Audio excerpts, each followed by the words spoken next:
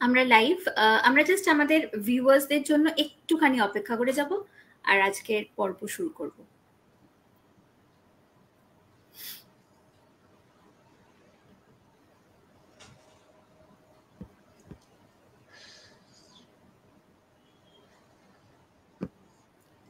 আমাদের ভিউয়ার্সরা already join করতে শুরু করেছে।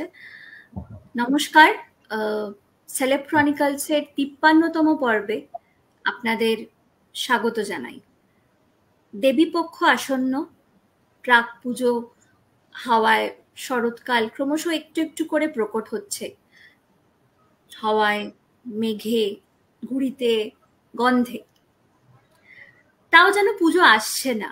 যে বাঙালিরা সারা বছর এই ছাতিম ঋতুর জন্য অপেক্ষা করে থাকে, তারাই যেন পুজো আসতে দিচ্ছে না, দেবেও না। কারণ আজ তিলোত্তমার বিচারের অপেক্ষায় থাকার 44তম দিন। তাই এবার পুজোয় ষষ্ঠী সপ্তমী বাদ দিয়ে সোজা আসবে দশমী, রাবণ বধের সন্ধিক্ষণ। আর ততদিন আমরা সবাই তাই দুর্গাপুজো না, শিরদাঁড়া উদযাপন করব নিজেদের মতো করে। আর তাই হঠাৎ করে খুব প্রাসঙ্গিক হয়ে পড়লেন একজন প্রবাদ প্রতিম বাঙালি শিল্পী, অভিনেতা, নাট্যকার এবং সবচেয়ে বড় মাথা উঁচু করে দাঁড়ানো একজন মানুষ, শ্রীচন্দন সেন। আপনাকে অনেক অনেক স্বাগত জানাই স্যার আজকের সেলেব ক্রনিকলসের এপিসোডে। উই ওয়ান্ট জাস্টিস, এখন এটাই আমাদের স্লোগান। আজ না, সাধারণ আমার স্লোগান হচ্ছে we deserve justice, we write demand justice. Right sir. আজকের এই সাধারণ মানুষ পথে নেমেছেন, কি বলবেন স্যার? বাধ্য হয়েছেন, ইচ্ছে করে তো আর নেমে আসেননি। তবে আমি আপনাকে শুধু এইটুকু বলতে পারি যে এই যে স্ফুলিঙ্গ থেকে দাবানল ছড়িয়েছে, এটার মূল কারণ কিন্তু শুধুমাত্র এই যে মেয়েটি খুন হলো, যেটা নাকি সরকারি দুর্নীতির ফলে খুন হলো। আবার খুব জেনে বুঝে শব্দটা বলছি, সরকারি দুর্নীতির ফলে খুন হলো। কারণ যদি আখতার আলীর কথাগুলো সরকার 1 বছর আগে, বিশেষ করে মুখ্যমন্ত্রী, তার বাড়িতে দেওয়া হয়েছে ফাইল, তার দপ্তরে দেওয়া হয়েছে ফাইল, ভিজিলেন্সে দেওয়া হয়েছে ফাইল, পুলিশে দেওয়া হয়েছে ফাইল, তিনি স্বাস্থ্যমন্ত্রী এবং স্বাস্থ্য ভবনের কাছে ফাইল, স্বাস্থ্যমন্ত্রী এবং পুলিশ মন্ত্রী হিসেবে যদি 1 বছর আগে আখতার আলীকে ট্রান্সফার না করে দিয়ে এবং তার সার্ভিস ব্রেক না করিয়ে যদি ব্যবস্থা নিতেন, তাহলে আজকে এই মেয়েটির মৃত্যু হতো না। এই মেয়েটি কিন্তু মারা গেছে সরকারি দুর্নীতির ফলে।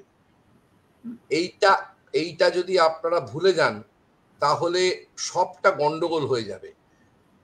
ধর্ষণটা এখানে খুব বড় ব্যাপার নয়, আমি আবার জেনে শুনে বলছি। আপনারা পরবর্তী ক্ষেত্রে বুঝতে পারবেন যে এখানে হয়তো ধর্ষণ হয়ইনি, ধর্ষণের চেহারা দেওয়া হচ্ছে। কিন্তু যেভাবে একটা মেয়েকে যেভাবে মারা হয়েছে, যে 25টা আঘাতের চিহ্ন ওর শরীরে রয়েছে, আমাদের যিনি উপেন বিশ্বাস, তিনি তো সিবিআই এর একটা সময় অনেক উচ্চ পদে গিয়েছিলেন। আমি তাকে দেখতে পাচ্ছি এই পডকাস্ট থেকে, আপনাদের মতোই পডকাস্ট থেকে তাকে দেখতে পাচ্ছি, এবং তিনি তার নিজস্ব মতে একটা কিন্তু তদন্ত করে চলেছেন। আপনারা গেলেই বুঝতে পারবেন। এবং তিনি হাতে পাওয়া, তিনি এবং ইন্ডিয়া টুডের রীতা চৌধুরী, এরা দুজনে মিলে হাতে পাওয়া যেটা অটোপসি রিপোর্ট, সে অটোপসি রিপোর্ট থেকে উনি বলছেন যে আমি ভারতবর্ষের, আমি যাদের সঙ্গে কাজ করেছি সেরকম 10 থেকে 12 জনের ওপিনিয়ন নিয়ে তারপর আপনাদের কথাটা বলছি, যে ওনারা ওটা পড়ে প্রথমত বলছেন এটা অটোপসি রিপোর্ট হতে পারে না। এটা মানে জয়লালের মতন একজন লোক, যিনি সারা বিশ্ব জুড়ে পড়িয়ে বেড়ান ফরেন্সিক এবং অটোপসি। তিনি বলছেন যে এই যে এখানে যে শব্দগুলো লেখা রয়েছে সেই শব্দগুলোই ইললিগাল। আপনারা আবার রীতা চৌধুরীর ইয়েতে গিয়ে দেখে নিতে পারেন, জয়লালের বক্তব্য বলছে এগুলো এগুলো লিখি না আমরা, এর ফরম্যাটটাই এটা নয়।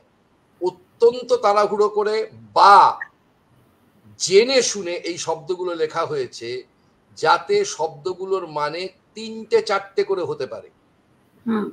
একদমই তাই। এবং আমরা এখন যত তদন্ত গড়াচ্ছে এবং আমরা সংবাদ মাধ্যম থেকে যখন খবর পাচ্ছি তখন দেখতে পাচ্ছি যে এই যখন অটোপসি হয়েছে তখন সন্দীপ ঘোষ, ওখানকার ছাত্রছাত্রীরা, তারা অটোপসিটা ওখানে করতে রাজি ছিলেন না। তারা ওখান থেকে নিয়ে গিয়ে সিএনএমসি বা অন্য কোনো জায়গায় অটোপসি হবে, কারণ যেখানে ঘটনা ঘটেছে সেখানে অটোপসি করানোর নিয়মই নেই প্রায়। সন্দীপ ঘোষ সেটা হতে দেননি। যখন কলেজেরই একজন সিনিয়র প্রফেসর তিনি যখন বলেছেন ঠিক আছে আমি করব, আমার ছাত্রী আমি করব, তখন তাকেও না করে দেওয়া হয়েছে। বদলে এনআরএস এ ফোন করা হয়েছে।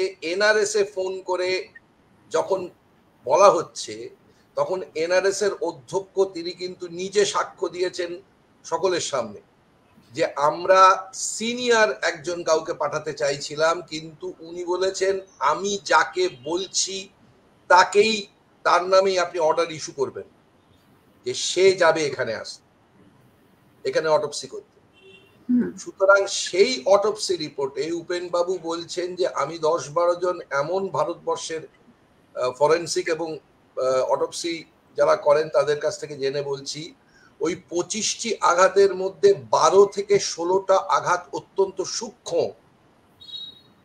উনি বলছেন সন্দেহ করা হচ্ছে স্ক্যালপেল দিয়ে করা হয়েছে। একটা জীবিত অবস্থায় একটা মেয়েকে স্ক্যালপেল দিয়ে কেটেছে এবং এই পুরো ঘটনাটা ঘটেছে কিন্তু আপনারা এখন আস্তে আস্তে বেরোচ্ছে। এই মেয়েটির বিরুদ্ধে অভিযোগ কি? টিএমসিপির ইউনিট নেতা বলছেন যে এর বিরুদ্ধে অভিযোগ জানানো হতো কেননা উনি বেশি বেশি কাজ করতেন, সেইটা হচ্ছে ওনার বিরুদ্ধে অভিযোগ যেত। এবং উনি সরাসরি গিয়ে মেডিসিনের ব্যাপারে সন্দীপ ঘোষের সঙ্গে সরাসরি তর্ক করেছিলেন। খারাপ মানের ওষুধ আসছে, আমরা রুগীকে ভালো মানের ওষুধ দিতে পারছি না, কেন খারাপ মানের ওষুধ আসছে? আস্তে আস্তে বেরোচ্ছে কেন খারাপ মানের ওষুধ আসছে। সুতরাং এটাকে আমরা যদি মাথা থেকে বাদ দিয়ে ফেলি যে এটা সরকারি দুর্নীতির ফলে এই মেয়েটি খুন হয়েছে, সরকারি দুর্নীতিকে উন্মোচন করতে গিয়ে এই মেয়েটা খুন হয়েছে, তাহলে সবচাইতে বড় ভুল হবে। সুতরাং এই 25টি আঘাত আপনারা এখানে যতজন মহিলা আছেন তারা কখনো ভুলবেন না যে একটি মেয়েকে 25টা আঘাত করে মারা হয়েছে। আমাদের ভিউয়ার্সরা আমাদের সাথে আছেন এবং কমেন্ট সেকশন ভরে যাচ্ছে, স্বাভাবিক। আমরা অনেক সময় দেখি স্যার যে মানে মনে করি যারা আমরা প্রকৃত মানুষ যে শেখার কোনো বয়স নেই, সত্যিই তাই। মানে আমরা বড়রা অনেক সময় জুনিয়রসদের থেকেও শিখি। তো এই যে জুনিয়র ডক্টরসরা এত কিছু করলো এবং অনেকে মানে আমার থেকেও যারা বড় আমার টিচাররা তারা অনেকে বলেছেন যে সত্যি এদের থেকেও কত কিছু শেখার আছে। এবং অনেক ছোটরা বলছে যে আমরা বড় হয়ে দেবাশিস হালদার, কিঞ্জল নন্দা এদের মতো মানুষ হতে চাই। এটা কি আমাদের একটা প্রাপ্তি স্যার কোথাও গিয়ে? হ্যাঁ হ্যাঁ, বিশাল প্রাপ্তি। আমি মোটামুটি 90 সাল থেকে বামফ্রন্টের বিরোধিতা করে, তৎকালীন বামফ্রন্টের বিরোধিতা করে আমরা থিয়েটার করেছি। মূলত আমাদের রাজনীতিটা হচ্ছে থিয়েটারের রাজনীতি। মানে অরাজনৈতিক পৃথিবীতে কিছু হতে পারে বলে তো মনে হয় না। এরা যে কথাটা বলছেন আমি এদের ফোরামে গিয়েই বলেছি যে আপনারা বলুন অদলীয় বা নির্দলীয়, কিন্তু অরাজনৈতিক বলবেন না দয়া করে, কারণ আপনারা রাষ্ট্রশক্তির কাছে বিচার চাইছেন। রাষ্ট্রশক্তির কাছে বিচার চাইতে গেলে সেটা অরাজনৈতিক আন্দোলন হতে পারে না, যেটা নির্দলীয় আন্দোলন হতে পারে। আপনারা কোনো রাজনৈতিক দলের এই মুহূর্তে কোনো প্রোগ্রামের সঙ্গে যুক্ত হতে চান না। আপনারা আপনাদের নিজস্ব দাবি নিয়ে চলতে চান এবং সেটাই খুব ভালো, কারণ আপনারা আপনাদের কর্মক্ষেত্রের দাবি, সেই দাবিগুলোর মধ্যে নিজেদের সীমাবদ্ধ রেখেছেন, কোনো রাজনৈতিক দাবি দেওয়া করেননি। এমনকি আপনারা বলেনও নি যে স্বাস্থ্যমন্ত্রীর পদত্যাগ চাই, এই শব্দটা আপনারা বলেননি। বুঝে নিলাম, ঠিক আছে। এই ছেলে মেয়েগুলোর কাছ থেকে সবচেয়ে বড় জিনিস যেটা শেখার, সেটা হচ্ছে ওই যে কথাটা ওরা যখন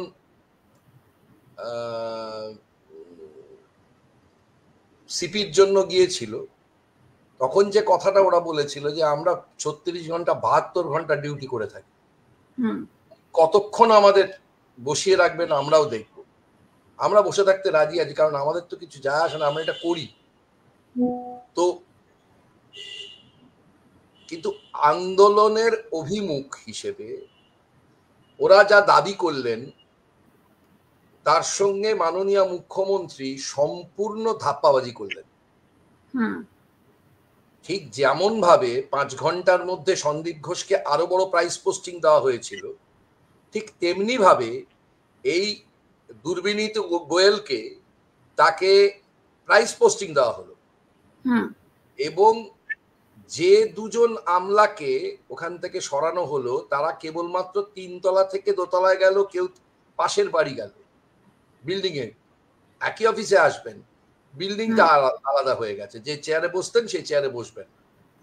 কিন্তু এদের বিরুদ্ধে এখনো পর্যন্ত, আপনি আমাকে বলুন, এখনো পর্যন্ত এদের বিরুদ্ধে কোনো সার্কুলার জারি হয়েছে? না, হয়নি। মৌখিকভাবে বলা হচ্ছে যে এদের আমরা সরিয়ে দিলাম। এখনো পর্যন্ত এমনকি এই মেডিকেল কাউন্সিল, সেই মেডিকেল কাউন্সিল কিন্তু এখনো পর্যন্ত, যেটা এনএমসি জিজ্ঞেস করেছে, ন্যাশনাল মেডিকেল কাউন্সিল জিজ্ঞেস করেছে যে সার্কুলারটা কোথায়, যে আপনারা রেজিস্ট্রেশন বাতিল করেছেন। তাকে ইমেল করে জিজ্ঞাসা করতে হচ্ছে যে আমাকে সার্কুলারটা দেখান যেখানে আপনি রেজিস্ট্রেশন বাতিল করেছেন। এবং সবচেয়ে বড় কথা, যে যাকে গ্রেপ্তার করা হয়েছে, একজন সরকারি কর্মচারীকে গ্রেপ্তার করা হয়েছে, দেশের সর্বোচ্চ গোয়েন্দা সংস্থা তাকে গ্রেপ্তার করেছে, এক তো দুর্নীতির দায়, 2 নম্বর হচ্ছে প্রমাণ লোপাটের দায়, গ্রেপ্তার করেছে। তাকে এখনো ওএসডি করে রেখে দিয়েছে সরকার, কিন্তু এখনো পর্যন্ত কোনো সার্কুলার বার করেনি যে ও আর নেই। তো তাহলে কি হচ্ছে? তাহলে এই যে জুনিয়র ডাক্তারগুলো 40টা দিন 42টা দিন সব মিলিয়ে এই যে এত লড়লেন, তার কি ফল হলো? কোনো পিউনিটিভ মেজার নেওয়া হয়েছে, কোনো শাস্তিমূলক ব্যবস্থা নেওয়া হয়েছে কি এদের বিরুদ্ধে? এই যে প্রত্যেকটা, দেখুন, এই একটা নতুন কথা এরা আমাদের সমাজে চালু করে গেলেন, সেটা হচ্ছে এই থ্রেট কালচার, বা বাংলায় যাকে বলা হচ্ছে হুমকি সংস্কৃতি। এটা তো ভারতবর্ষের কোনায় কোনায় রয়েছে। যে যখন শাসক থাকে সে তখন এটা ব্যবহার করে। 90 সাল থেকে আমি বামফ্রন্টের বিরুদ্ধে একটা কথা মনে রাখতে হবে, সেটা হচ্ছে যে বামফ্রন্টের এক্ষুনি দেখাবার মতো কিন্তু 150 কাজ আছে, কিন্তু তারপরে তারা যে সমস্ত অনাচারগুলো করছিল, যা করা উচিত ছিল সেগুলো না করে অন্য কিছু করছিল, তার বিরোধিতা করেছে। কিন্তু যখন এই যে 150টা কাজের কথা বলছি, সেই কাজের জন্য কিন্তু আমি তাদের সপক্ষে দাঁড়িয়েছি। 150টা কাজ, এমন 150টা কাজ যা ভারতবর্ষের বুকে হয়নি, সেরকম ভাবে সেই সব কাজ ঘটিয়েছিলেন তারা। কিন্তু তা সত্ত্বেও তারা যে সমস্ত রাজনৈতিক স্তরে এবং সরকারি স্তরে যে সমস্ত ভুলগুলো করছিলেন, সেগুলোর বিরুদ্ধে আমি কথা বলে গেছি। কিন্তু একটা বড় সুবিধে ছিল যে এনারা তর্কে প্রবৃত্ত হতেন, যে ঠিক আছে তুমি এটা বলছো, আমাদেরও কিছু বলার আছে, সেটা তুমি শোনো, এবং সেটা যুক্তিগত ক্ষেত্রে।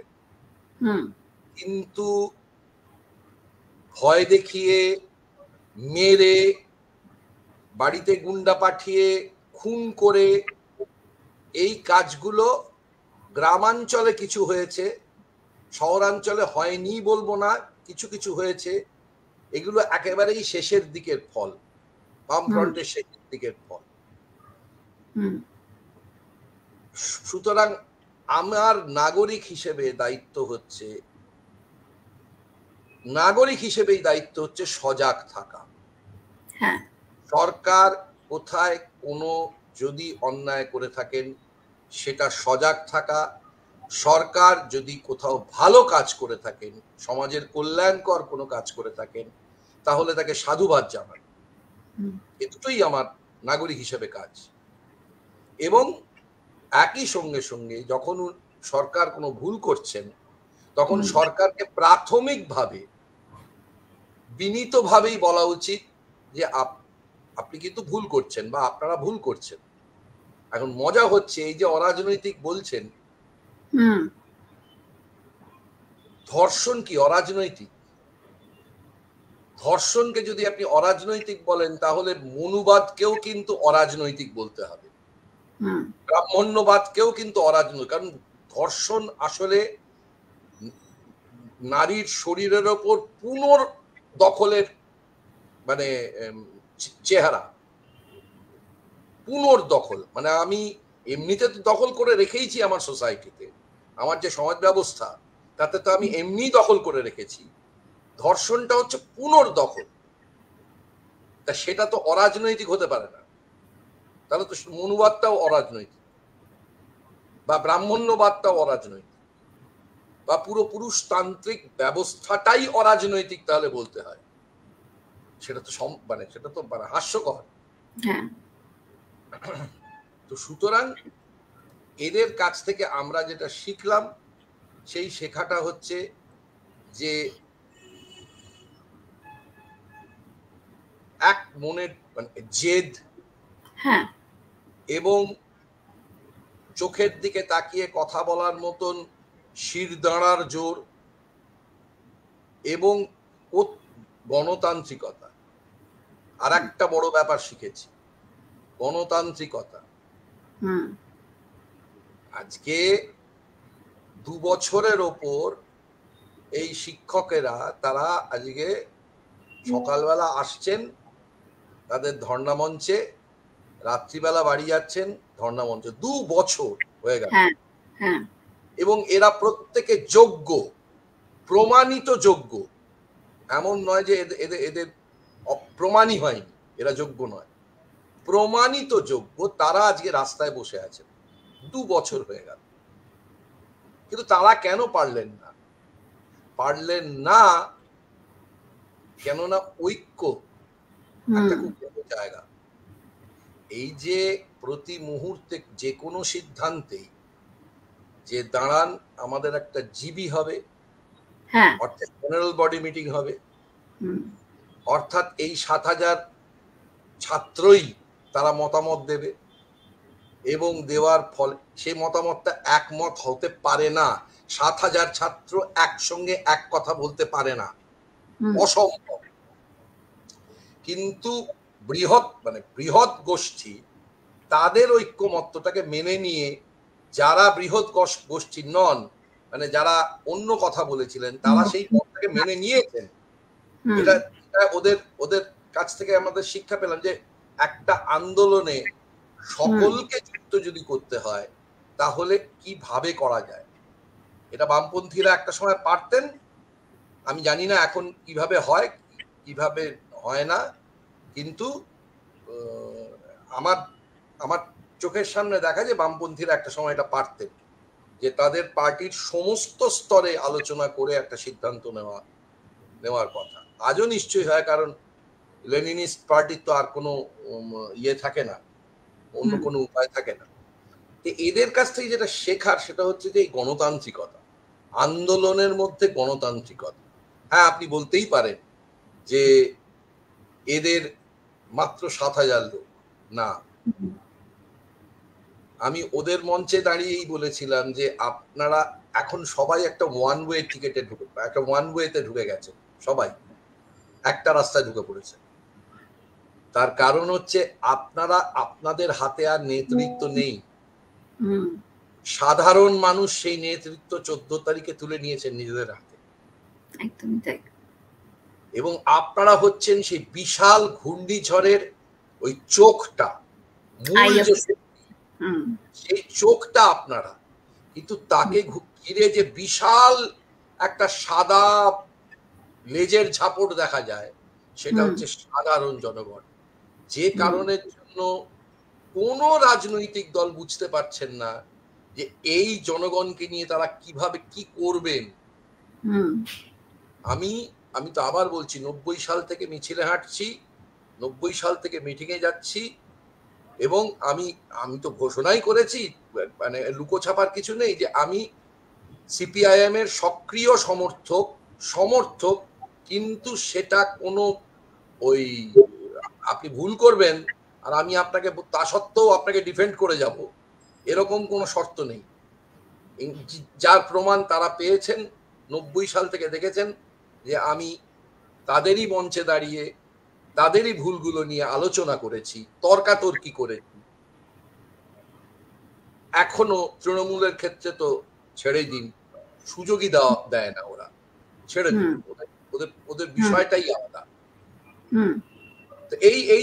এইবারের এই যে ভোটের সময় আমাকে এক মহিলা সাংবাদিক জিজ্ঞেস করেছিলেন যে আপনার দেখে কি মনে হচ্ছে আপনারা জিতবেন? তো আমি বলেছিলাম যে এত মানুষ, তারা তারপরে জিতবে না এরা। এটা ওই মেয়েটির শ্রীরামপুরের দীপশিতা ধরের জায়গায় আমার প্রশ্নটা করা হয়েছে। আমাকে বলা হয়েছিল তারপর আপনার কি ভূমিকা হবে? বিরোধী। যদি আমারই সমর্থিত দল সরকারে যায় তাহলে আমার দায় সবচাইতে বেশি। এমনি এই সাধারণ মানুষ, তাদের কাছে দায়বদ্ধতা কিন্তু শুধুমাত্র এই 7,000 জনের কাছে দায়বদ্ধতা নয়, ওদের সিদ্ধান্ত কিন্তু এই যত মানুষ রাস্তায় নেমেছে সারা ভারত জুড়ে, বিশ্ব জুড়ে, তাদের সকলের কাছে দায়বদ্ধতা। এটাও কিন্তু একটা শিক্ষা। একদমই তাই, একদমই তাই।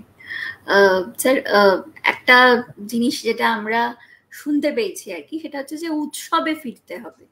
তো একদিকে যেমন আমরা জানি যে আমরা সবাই জাস্টিসের জন্য লড়াই করছি, বিচার চাইছি খুব তাড়াতাড়ি, এবং অন্যদিকে আমরা দেখছি যে কিছু কিছু জায়গায় ফ্লাড এফেক্টেড যে জায়গাগুলো আছে সেখানেও প্রচুর মানুষ সাহায্যের জন্য ছুটে যাচ্ছে। তো এই দুটো পরিস্থিতির মধ্যে দাঁড়িয়ে উৎসবে ফেরা ঠিক কিভাবে সম্ভব? দেখুন, কিছু কিছু বাড়ি আছে যাদের পুজোর বয়স 100 বছরের ওপরে।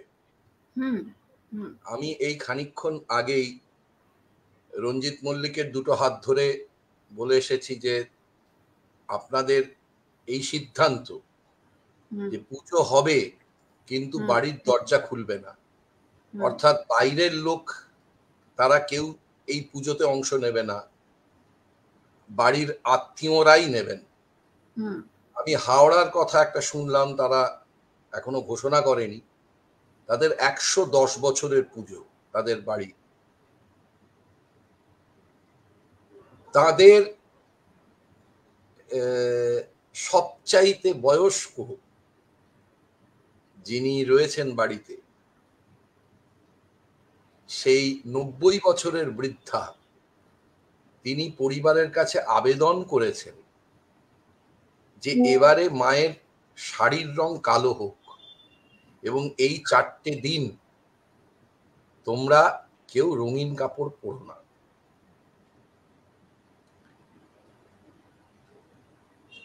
পুলিশ নাকি বলছে যে কোনো প্যান্ডেলে ওই সব ঝোলানো যাবে না, উই ডিজার্ভ জাস্টিস, বিচার চাই, বিচার চাওয়া আমার অধিকারের মধ্যে পড়ে, বিচার পাওয়া আমার অধিকারের মধ্যে পড়ে, এগুলো নাকি ঝোলানো যাবে না।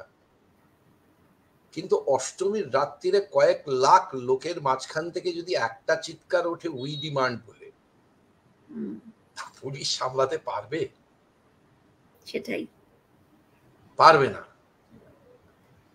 একটা প্যান্ডেলের ভেতরে যখন 300 লোক ঢুকে বসে আছে, তার মাঝখান থেকে একটা চিৎকার যদি ওঠে, তাহলে দেখা যাবে ওখানে 200টা লোক বলছে দাঁড়িয়ে জাস্টিস, বিচার চাই, বিচার আমার অধিকার। এই কথাটা বোধহয় এরা রাজনৈতিকভাবে বুঝে উঠতে পারছেন না, যে এই স্ফুলিঙ্গ থেকে যে দাবানলটা ছড়িয়েছে সেটা শুধুমাত্র ওই সরকারি দুর্নীতিতে একটা মেয়েকে খুন করার জন্যই নয়, বিগত 13 বছরে যে দুর্নীতি হয়েছে তার সবটা মিলিত একটা ফলাফল হিসেবে দাঁড়িয়েছে। তা না হলে আমাকে বলুন, মমতা বন্দ্যোপাধ্যায়ের যে জনপ্রিয়তা, সেটাকে যদি কেউ অস্বীকার করেন তার থেকে বড় বোকামো আর কিচ্ছু হবে না। এখনো আজকের তারিখে, এই তো 25 তারিখে উনি ওনার পার্টির সদস্যদের নিয়ে ওনার বিরুদ্ধে যে কুৎসা চলছে, ওনার বিরুদ্ধে যে অপপ্রচার চলছে, তার জবাব দিতে উনি 8B থেকে গড়িয়া পর্যন্ত মিছিল করবেন। এবং তাতে অবধারিতভাবে 1000, 10, 1000, 15, 1000, 20 লোক হবে, অবধারিতভাবে। উনি এবং অভিষেক বন্দ্যোপাধ্যায় থাকবেন সে মিছিলে। কিন্তু ওনারা যেটা বুঝে উঠতে পারছেন না বলেই আমার ভীষণ মনে হচ্ছে, আমি আমার যে তৃণমূলের বন্ধু বান্ধব যারা আছেন, এখনো যাদের সাথে আমার কিঞ্চিত অধিক কথাবার্তা হয়, তাদের কাছে আপনাদের এই আন্দোলনটা হুজুগ। তারা মনে করছে আপনাদের এই আন্দোলনটা হুজুগ, পুজো এলেই এসব সব মানে হাওয়ায় উড়ে বেরিয়ে যাবে। তার কারণ লক্ষ্য করে দেখুন, চন্দ্রিমা ভট্টাচার্য যখন কথা বলেন তখন তিনি বলেন 2026 পর্যন্ত এটা টানতে পারবে না, কারণ এদের মাথায় শুধু সরকারে থাকবো কিনা সেইটা নিয়ে মাথা ব্যথা। এখানে যে কি দুর্নীতি হলো, তাতে কত লোক মারা গেল, কি ভাবে তারা ক্ষতিগ্রস্ত হলো, সেই নিয়ে এদের মাথায় কোনো ভাবনা নেই। প্রচুর টাকা ওই কি বলে, এর আগেই যেটাকে নিয়ে দেখা গেল, ওই বলুন আপনি কি ফান্ড, ইলেকটোরাল ফান্ড, সেই ইলেকটোরাল বন্ডে এরা প্রচুর টাকা পেয়েছে। এরা দ্বিতীয়, ভারতবর্ষের দ্বিতীয়। সুতরাং এই টাকা দিয়েই ওরা জানে যে এই খেলা মেলা, ফেস্টিভ্যাল, কার্নিভাল, এগুলো সব সামলে দিই এই টাকা দিয়েই। তো না, এই দুর্নীতিগুলোর টাকা দিয়ে, এই যে স্বাস্থ্য ভবনের দুর্নীতির যে টাকা হয়, যেটা মানে অঙ্কটা কল্পনারও বাইরে চলে যাচ্ছে। আমরা যখন কিছু ইকোনমিস্টের কাছে, কিছু ডাক্তারের কাছে, কিছু স্বাস্থ্য ব্যবস্থার সঙ্গে যুক্ত যে সমস্ত মানুষ আছেন, তারা যখন শুধু বেড থেকে শুরু করে প্লাজমা, বায়োওয়েস্ট থেকে শুরু করে জিনিসপত্র কেনা, মানে অপারেশন থিয়েটারের জিনিসপত্র কেনা বা অন্যান্য যে মানে জিনিসপত্র কেনা, ইনফ্রাস্ট্রাকচারাল ডেভেলপমেন্ট, এই সব নিয়ে যখন এখন বেরিয়ে পড়েছে সবটা, যে প্রত্যেকটা জায়গায় মানে মানে যা 50 টাকা দিয়ে কেনার বিষয় ছিল সেটাকে 500 টাকা দেখানো হয়েছে। এবং যার কাছ থেকে কেনার কথা নয় তার কাছ থেকে কেনা হয়েছে এবং 3 গুণ দাম বেশি দিয়ে তাকে দেওয়া হয়েছে। এই টাকাটা থেকেও কিন্তু এই খেলা মেলা, পুজো, ক্লাব, কার্নিভাল, ফেস্টিভ্যাল এগুলোতে দেওয়া হয়। তার কারণ আমাদের দেশের মানুষ, তারা অধিকাংশ মানুষই বোঝেন না যে সরকার তার পকেট থেকে টাকা নিয়েই তাকে দেয়। সরকার কোথাও ছাপে না। লক্ষ্মীর ভান্ডার, তিনি যে তেল কিনতে যান লবণ কিনতে যান বা চাল কিনতে যান বা ডাল কিনতে যান, তার সেই সময় উনি ট্যাক্স দেন, সেই ট্যাক্সের টাকা আসে সরকারের কাছে, সেই টাকা থেকেই ওনাকে আবার 1200 টাকা, 50 টাকা, 500 টাকা, 1000 টাকা দেওয়া হচ্ছে। এইটা অধিকাংশ মানুষই বোঝেন না যে সরকার যখন কোনো কাউকে টাকা দেয়, এই যে বামফ্রন্ট সরকার, তারাও সাইকেল দিত, তারাও বিধবা ভাতা দিত, তারাও মাসে 1200 টাকা করে এই বাচ্চা, যে সমস্ত বাচ্চা মেয়ে পড়তো তাদের 1200 টাকা করে মাসে দিত। এই সরকার এসে একসঙ্গে থোকে 25,000 টাকা দিয়ে দিল, আর সাইকেলের দশা সে তো সবাই দেখেছে। কিন্তু তারা বুঝতে পারলেন না যে আদতে আমাকে 800 টাকা করে দেওয়া হলো। মার্ক টুয়েনের একটা কথা আছে জানেন, যে মানুষকে বোকা বানানো হয়েছে, এটা যাদের বোকা বানানো হয় তারা বিশ্বাস করে উঠতে পারে না। তাদের বিশ্বাস করানো খুব মুশকিল যে তোমাকে বোকা বানানো হয়েছে। এবং যে বিরোধী রাজনৈতিক দলগুলোর এই দায়িত্ব ছিল, তারা এত বেশি ভোটের হিসেব অঙ্ক কষছেন, যেখান থেকে দাঁড়িয়ে তারা মানুষের মানে প্রতি মুহূর্তে, এই যে এই বাচ্চাগুলো যে জিতেছে তার কারণে ওদের কাছে কোনো হিসেব ছিল না, কোনো হিসেব ছিল না। সেই কারণের জন্য কিন্তু একটা স্তর অব্দি গেছে। ধাপ্পাবাজিরা বুঝতে পারেনি এতটা ধাপ্পাবাজি হবে, কিন্তু এটা ঘটেছে। কিন্তু তার কারণটা হচ্ছে যে এদের কোনো হিসেবের দরকার পড়তো না। এইখানে যদি এটা করি তাহলে ওইখান থেকে ওই ভোটটা কমে যাবে, ওইখান থেকে যদি এটা করি তাহলে এই ভোটটা কমে যাবে। এই যে রাহুল গান্ধী এত সরব অন্যায় নিয়ে একটি শব্দ খরচা করছেন না কেন? যা আজকে পশ্চিমবঙ্গের বাইরে সাংঘাতিক সমস্ত অবস্থা পশ্চিমবঙ্গকে নিয়ে, তার কারণ তার ইন্ডি জোটটা আছে, যে জোটে মমতা বন্দ্যোপাধ্যায় আছে।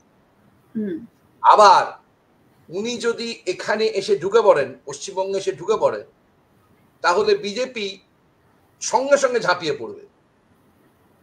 ফলত বিজেপির এখন যে বিরোধী ভূমিকাটা আছে সেটাও চলে যাবে। এটা কিন্তু সম্পূর্ণ আমার ব্যক্তিগত ধারণা থেকে বলছি।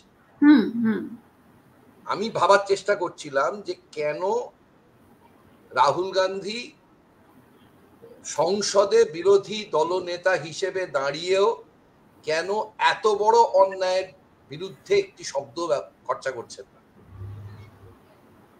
ওই আবার রাজনৈতিক হিসেব, একেবারেই রাজনৈতিক হিসেব।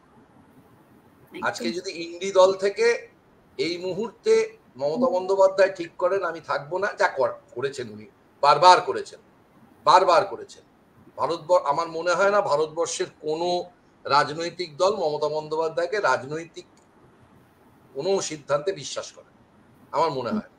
কারণ এতবার তিনি পাল্টেছেন, এদিক ওদিক পাল্টেছেন, তাতে আমার মনে হয় না কোনো রাজনৈতিক দল বিশ্বাস করে। যাই হোক, তো এই কারণের জন্যই এরা জিতেছে। তার কারণ হচ্ছে হিসেব করে সোজা 5টা দাবি, সেই 5টা দাবিতেই তার জন্য আমি এখন একে বললে ওইটা হবে, ওকে বললে এটা হবে। খুব বুদ্ধিমত্তার সঙ্গে কিন্তু ওনারা সেই কাজগুলো করেছেন। আর সরকার বলছে রাজনীতি করছে। রাজনীতিটা কি সরকার একার করবে? একার ইয়ে নাকি ওনাদের কেনা সম্পত্তি?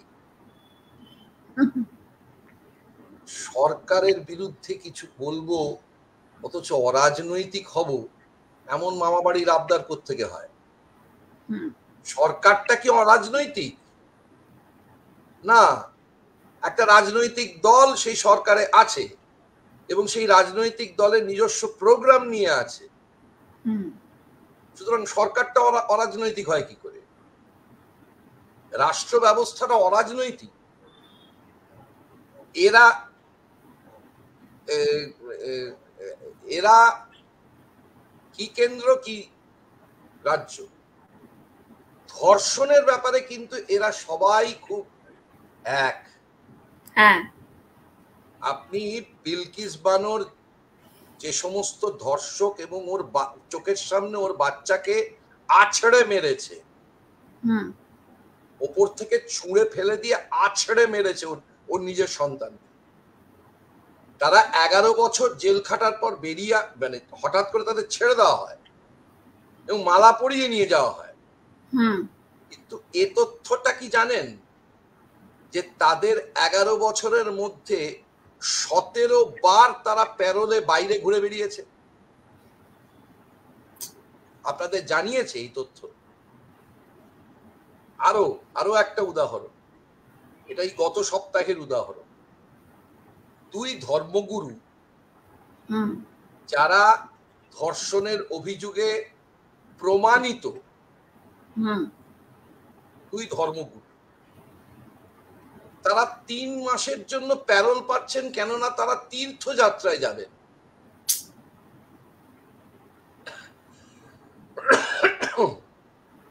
আপনি বলুন যে তারপরেও সেই সরকারে থাকার নৈতিকতা থাকে কোনো?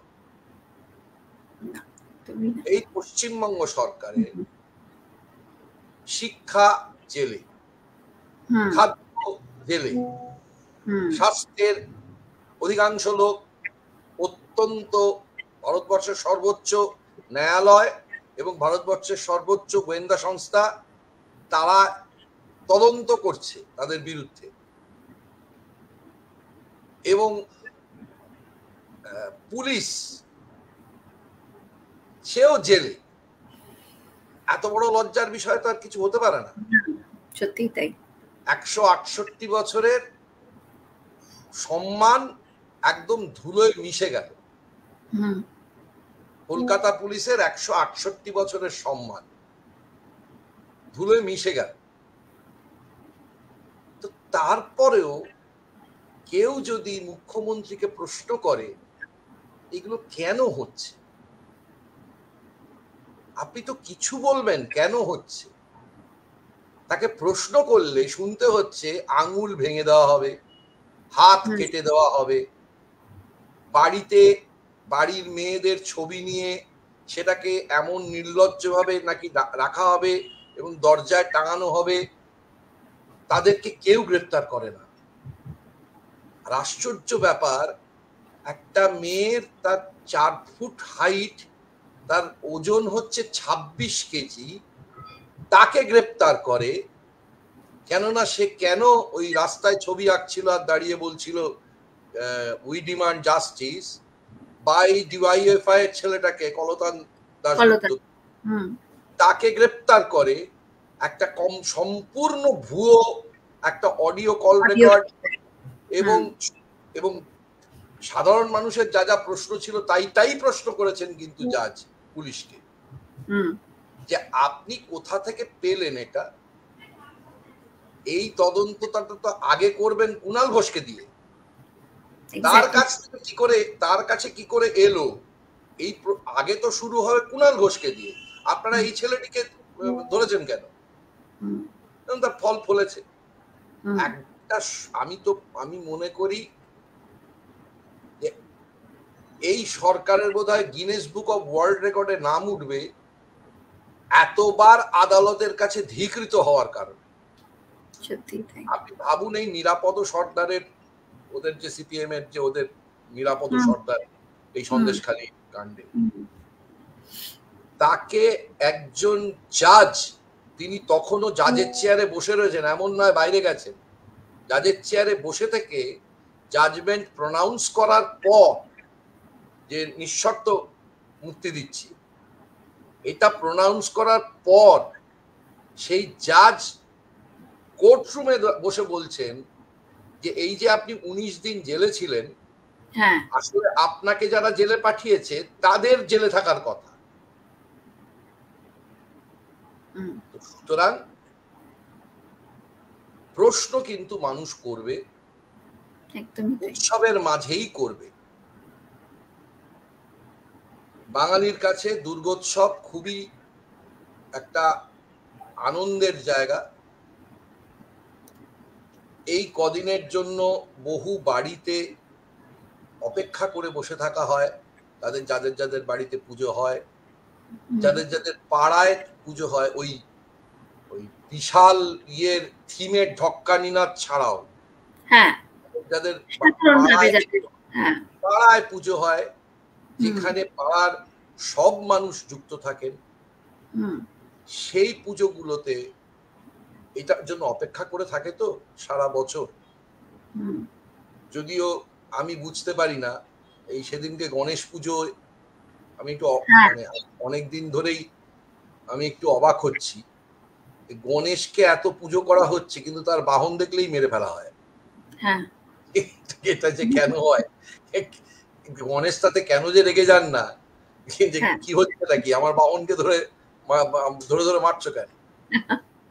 তো হ্যাঁ, আমাদের পুরাণে এমন এমন সমস্ত ঘটনা আছে যা প্রশ্ন করলে এত হাস্যকর, খুব মজা। বাবার গলার যে মাফলার, মানে যে সাপটা থাকে, সেই সাপটা গায়কে না কার্তিকের বাহন। হ্যাঁ, এবং লক্ষ্মীর পাশে যিনি বসে থাকেন তিনি আবার গণেশের বাহনকে খাওয়ার জন্য তার ব্যস্ততা থাকে। ও এমন এক অদ্ভুত ব্যাপার।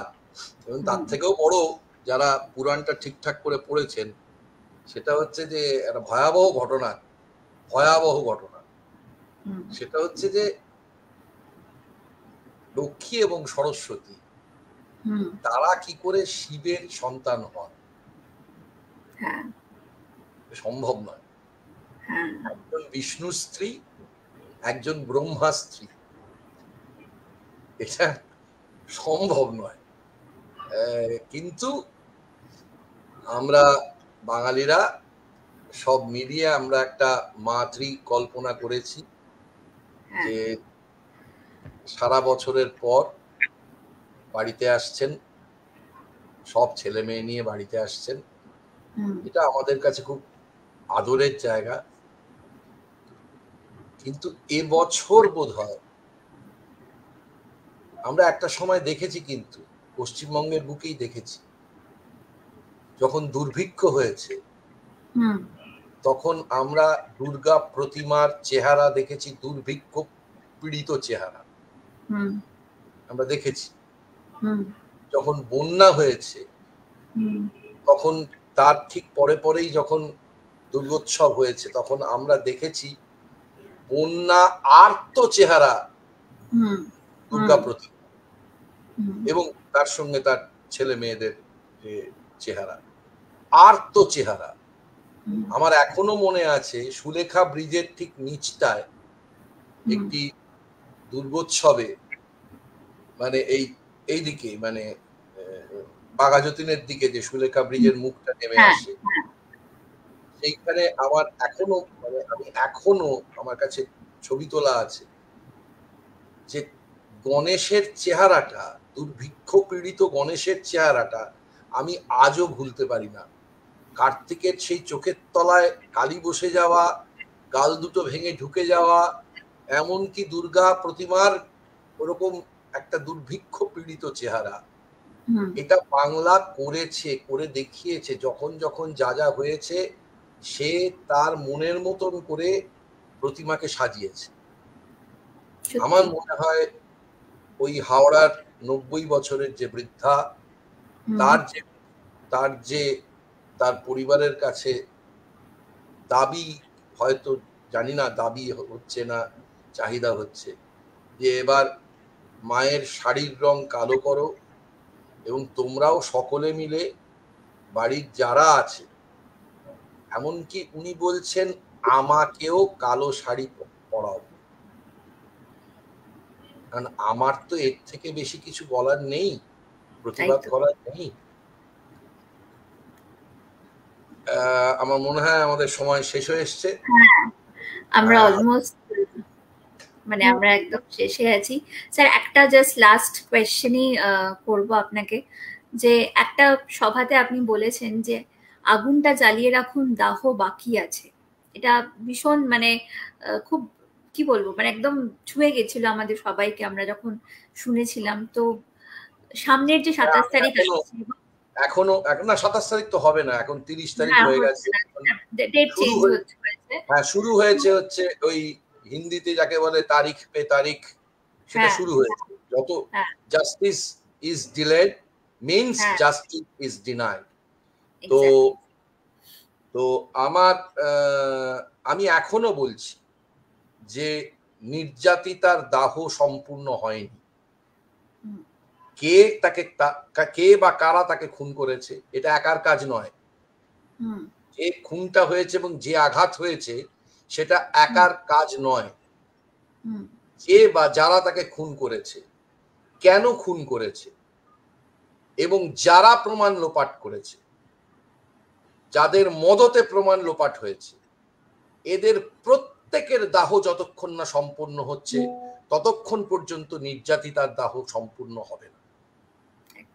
এবং সেই কারণের জন্য এই যে বুকের আগুনটা এখন দাবানলের মতন ছড়িয়ে পড়েছে। আমি আবার বলছি 90 সাল থেকে আমি মিছিলে হাঁটি। আমি সিপিআইএম এর মিছিলে গেলে বা বামফ্রন্টের মিছিলে গেলে আমি জানি কোন কোন মুখগুলো যায়। এই প্রথম আমি এমন 10-12টা মিছিলে হাঁটলাম, বড় মিছিল, মানে যেখানে 10,000 15,000 লোকের মিছিল। হ্যাঁ, আমি সেই মুখগুলোকে কোনোদিন দেখিনি, কোনোদিন দেখিনি। কারণ মাননীয়া কাছে ভীষণ দুশ্চিন্তার বিষয় হচ্ছে এই মুখগুলো। মাননীয়ার কাছে ভীষণ দুশ্চিন্তার বিষয় হচ্ছে এত বোরখা বিচার চাইছে।